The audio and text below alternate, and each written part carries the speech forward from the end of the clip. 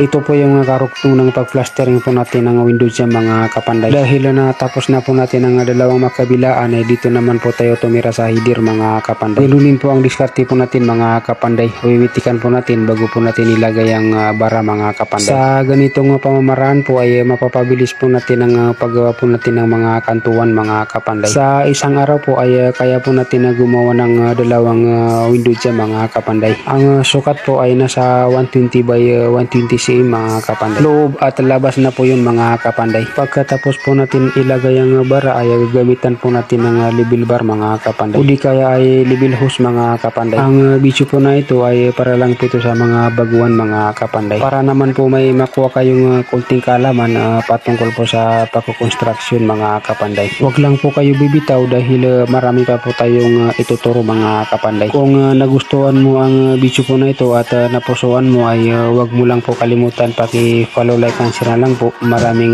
salamat po. Kailan ko papansin pag-ibig mong inaalay?